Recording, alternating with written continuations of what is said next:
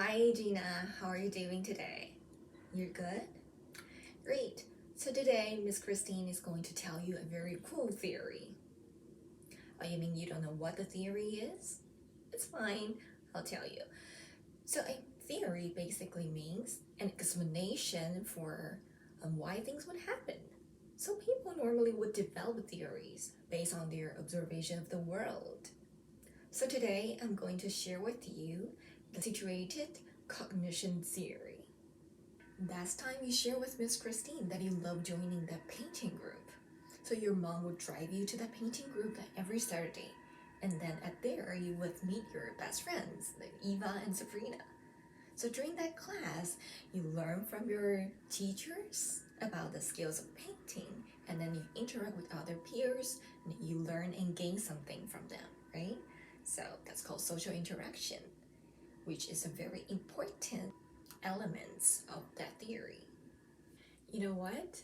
You even learn how to use this painting brush in that class, and then your teachers would teach you how to use this painting brush and then apply the colors on this canvas. So in the end, you would finish the beautiful painting by yourself. So that's called the cognitive apprenticeship. You may never heard that before, but that's fine. All you have to know is apprenticeship means that you learn some of the experts who is really good at painting, and then you learn the skills from them. That is called apprenticeship. And the next one is the context. Context means you put yourself in a painting group and then learn from others, right? You're in that group. So context, social interaction, and then the cognitive apprenticeship are elements in that theory. So that's pretty much about the situated cognition theory. Hi Jessica, how are you doing today? You're good. So you're the sophomore student studying psychology at Purdue, right? I believe that you have ever heard behaviorism. You have heard that before, right? Today I'm going to share with you another theory. Okay, it's called situated cognition theory. So one question is for you. When do learning happens? Great. Learning will definitely not take place without interact with other people or interact with environment. So you need to know social interaction is quite important in situated cognition theory. Learning is actually connected to a place, a culture, activities, or social situation. I also want to bring up the community of learning, or we can say the context. Let's say you're a sophomore student studying psychology at Purdue, right? You put yourself at this community at Purdue, maybe the psychological buildings, and then you learn from your professors, from other peers, from the textbooks. You learn to interact with other people and the environment, and you put yourself in this context so that learning takes place. Cognitive apprenticeship is also very important in this theory.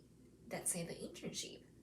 A lot of programs provide their students with the opportunities to practice their skills or knowledge they have spent years studying, and they could observe their experts, imitate and learn the skills from someone who is very good at, and then get the hands-on experiences. So that's called cognitive apprenticeship. So right now, could you please provide an example of situated cognition theory? Great, that is a very great one. So you mentioned that you're working as a part-time job in Windsor Dining Hall, right? Yeah, so at this point, the Windsor Dining Hall would be in your context. And social interaction would be related to you interact with your colleagues, interact with your supervisors, with the customers. And cognitive apprenticeship would be you learn and observe the hands-on experiences from other people so that you would get the skills.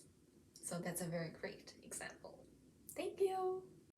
Hi Elizabeth, how are you doing today? Both of us are the graduate students in this IT field, and sometimes we call ourselves the developing experts. Some of our classmates had experience of teaching.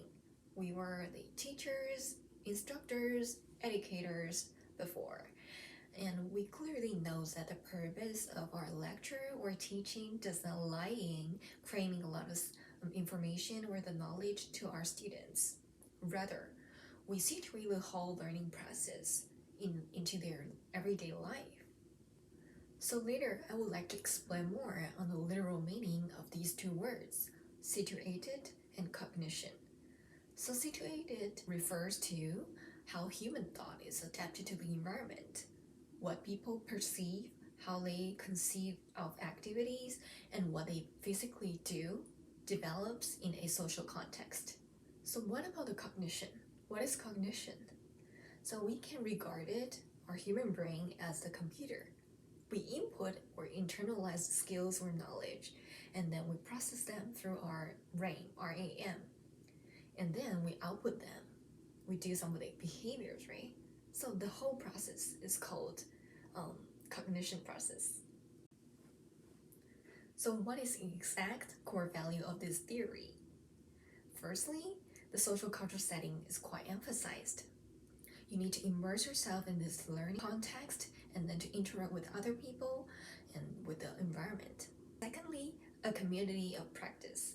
You need to increase your participation in communities of practice in order to get the gist of certain skills. Thirdly, the cognitive apprenticeship. It refers to the social interaction between somebody who is an expert at something and then a person who is trying to learn something for the first time. You would observe a phenomenon of a novice learn the skills from an expert, especially for high level of skills and knowledge are in high demand. For example, the professional sports or medicine. So that's pretty much about this theory. Thank you.